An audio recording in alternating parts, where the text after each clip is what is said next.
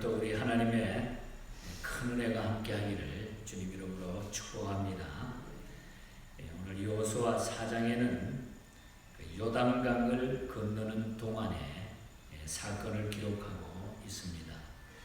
여호수아는 요단강을 건널 것을 이제 기념하기 위하여 각 지파에서 한 명씩을 뽑아서 요단강 한복판에 언약궤를 들고 서 있는 제사장들의 발 밑에서 돌을 한 개씩 주어가지고 기념비를 세우게 했다고 하는 것입니다. 이는 요단을 가르신 하나님의 역사에 대해 후손에게 기념토록 하기 위해서 그렇게 했다. 그렇게 말씀하고 있는 것을 보게 됩니다. 그래서 오늘 아침에는 이 4장의 말씀을 통해서 이 기념비의 의미에 대해서 돌을 취해서 12기념비를 세운 이 기념비의 의미에 대해서 주시는 교훈을 생각하며 우리가 깊은 기도의 제목을 삼을 수 있기 바랍니다. 먼저 우리는 왜 하나님은 기념비를 세우라고 하셨을까? 왜 하나님은 기념비를 세우라고 하셨을까? 이스라엘 백성들이 요단강을 육지처럼 건널 수 있었던 것은 두말할 것도 없이 하나님의 기적적인 관여 때문에 그렇게 할 수 있었습니다. 그러므로 이 기념비를 세우라고 한 것은 하나님의 구원의 역사를 증거하기 위함이라는 겁니다. 하나님의 구원의 역사를 증거하기 위함이다. 요단강을 걷는 것은 전적으로 하나님의 관여의 역사로 초자연적으로 이루어졌다는 거예요. 사람의 힘으로 된 것이 아니라 하나님의 초자연적 힘으로 이루어진 것입니다. 하나님이 이렇게 초자연적으로 관여하실 경우에 보면은 두 가지 이유가 있는데, 그것은 첫째는 하나님의 이름이 수치를 당하실 경우, 그리고 또 하나는 인간의 능력이 한계에 부딪힐 때 하나님의 이런 초자연적인 역사를 우리에게 보이십니다. 하나님의 궁극적인 목적은 자신의 영광을 드러내기 위함이었다. 이 말씀을 우리가 알 수가 있는 거죠. 그러므로 이스라엘 백성을 하나님이 기적적으로 구원하신 것은 지명한 너는 지명해서 내 백성이라고 하는 이 사실을 아주 강하게 나타내기 위해서 너는 내 것이다. 그리고 기념비를 세우게 함으로써 그 백성들이 구원의 은총을 베푸신 하나님께 감사를 잃지 말고 전능하신 하나님만 계속 의지하며 살라 하는 그런 의미로 이 기념비를 세우게 하셨던 겁니다. 24절에 가서 보면 이런 말씀이 나오죠. 이는 땅의 모든 백성에게 여호와의 손이 강하신 것을 알게 하며 너희가 너희의 하나님 여호와를 항상 경외하게 하려 하심이니라. 여호와의 손이 강하신 것, 하나님의 능력이 어떤 것인가를 알게 해주고 또 너희가 너희 하나님 여호와를 항상 경외하게 하기 위하여 그렇게 하셨다 하는 말씀이 분명히 나타나고 있습니다. 더 나아가서는 후손들에게도 이 구원의 기념비를 바라볼 때마다 낙심을 극복하고 믿음을 더욱 공고하게 해서 믿음으로 살라고 하는 그런 뜻이죠. 이렇게 역사하셨다 하나님이. 그리고 앞으로도 하나님이 이렇게 역사하실 것이다. 이것이 하나님이 기념비를 세우게 하는 이유 중에 하나였다 하는 것을 우리는 기억하면 됩니다. 그 다음에 우리가 생각해 볼 문제는 12지파의 대표들이 돌을 하나씩 취한 것은 12지파가 하나님 안에서 일치 단결했다는 뜻이 들어있다는 것을 알 수가 있습니다. 단결해가지고 전부 하나가 됐다는 거죠. 이제 그들 앞에는 물리쳐야 할 수많은 적들이 있습니다. 그러므로 하나님 안에서 더욱 일치 단결하지 않으면 가나안 정복의 대업을 순조롭게 이룰 수가 없기 때문에 지파 수대로 각기 돌 하나씩 취하여 모아서 기념비를 세우라. 그렇게 지시한 것입니다. 이 기념비적인 돌들은 많은 신학자들은 교회를 상징한다 이렇게 설명하기도 합니다. 예수님은 베드로에게 마태복음 16장 16절에 보면은 내 반석 위에 내 교회를 세우라 그런 말씀을 하셨죠. 또 에베소서 4장 3절에 보면은 성령의 하나 되게 하신 것을 힘써 지키라고 하면서 성도는 하나님께 부름받은 한 성도이기 때문에 교회에 하나 되어야 함을 강조한다는 거예요.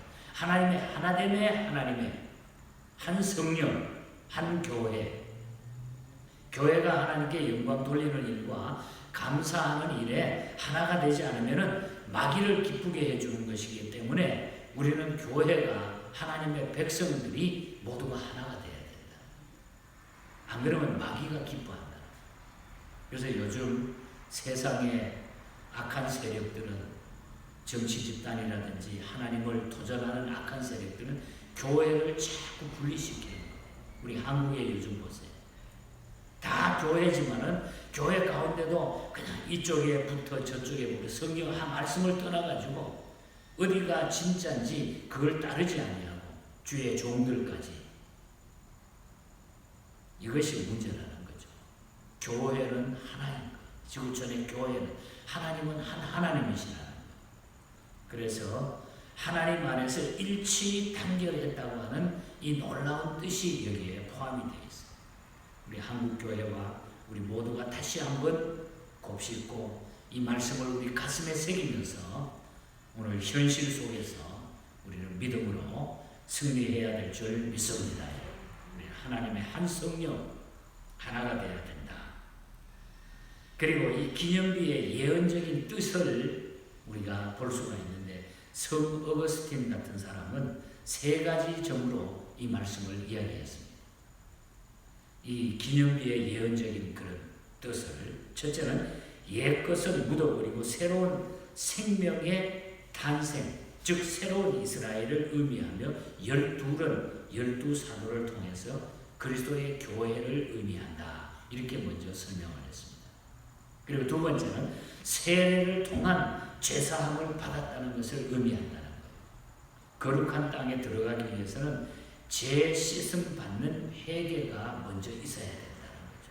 이제 가나안에 들어가는데 새로운 땅에 들어가는데 거룩한 땅에 들어가는데 죄 씻음 받은 회개가 있어요. 그러니까 천국 가는 백성은 죄를 회개함으로 예수 믿고 죄를 회개함으로 말미암아 우리는 천국 가는 백성이 된다는 거죠. 그리고 세 번째는 이렇게 설명을 했습니다. 성찬식을 통해서 나를 기념하라고 하셨듯이 구원받은 것에 대한 감사의 의식을 의미한다. 이 기념비를 세운 것은 바로 구원받은 것에 대한 감사의 의식을 의미하는 것이다. 이렇게 설명을 하고 있는 것입니다. 구원받은 것에 대한 우리의 감사의 기념비가 무엇일까? 우리 한번 생각을 해보시기 바랍니다. 구원받은 우리의 감사의 기념비는 무엇일까? 그것은 우리를 지금까지 인도해 주신 것에 대한 감사와 또 앞으로 우리의 삶을 인도하신 하나님을 전적으로 믿고 의뢰하는 것이 아니겠습니까?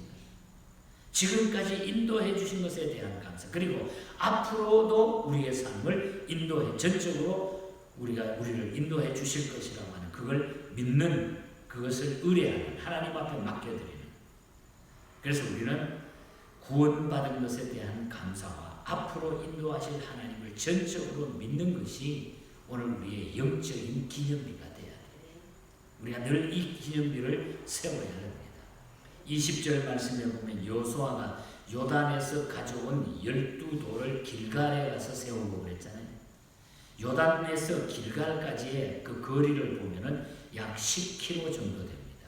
10km는 사실 짧은 거리가 아니에요. 거기다가 돌을 메고 돌을 뽑아가지고 10km를 가져간다고 하는 것은 쉬운 일이 아니죠. 이렇게 요단에서부터 길갈에 세운 12돌은 큰 의미를 갖고 있어요. 왜 그렇게 하셨을까? 그것은 하나님의 살아계심과 능력이 온 땅으로 퍼져나간다는 그런 의미예요. 주의 복음이 증거된다는 의미예요. 그러니까 오늘 우리는 하나님 앞에 늘 우리의 영적인 이 기념비가 항상 내 머릿속에, 내 가슴 속에, 우리의 삶 속에 늘 있어야 된다는 거죠. 그래서 오늘 결론적으로 이 말씀을 결론 짓는 것은 구원받은 것에 대한 내가 감사하냐. 내가 하나님의 자녀로 구원받았다. 그리고 하나님을 전적으로 믿고 앞으로 우리의 삶을 인도하실 것이다. 이걸 의뢰하는 이런 구원의 확신에 대한 맡김과 우리는 전진해 나가는 이 믿음, 그리고 우리는 이것을 후대에게 이것이 믿음이다, 이것이 하나님께서 하시는 일이다 하는 것을 우리 후대에게 물려줄 수 있는 이런 결심이 이 말씀을 통해서 우리에게 이루어지기를 바랍니다.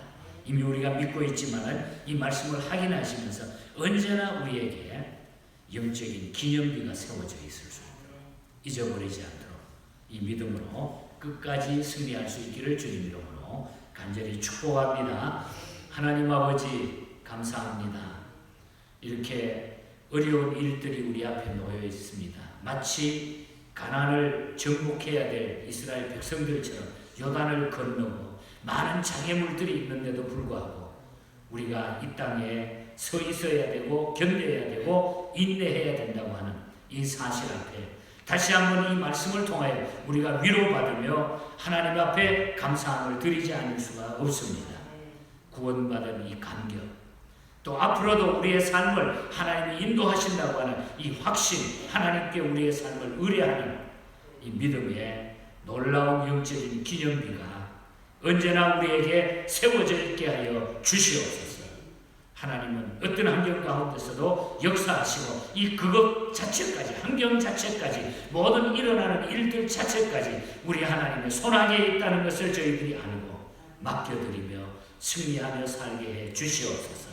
이 한 주간에도 이 놀라운 은혜가 우리 성도들에게 임하게 하시며 또 기도하는 우리 모든 성도들 한 분 한 분 머리 위에 늘 주의 은혜로 함께 하시며 놀라운 충만한 하나님의 축복의 문들이 활짝활짝 열려있게 해주시고 어떤 환경 가운데서도 기쁘고 즐겁고 주님의 그 뜻을 이루는 이런 복된 삶이 되게 하여 주시옵소서.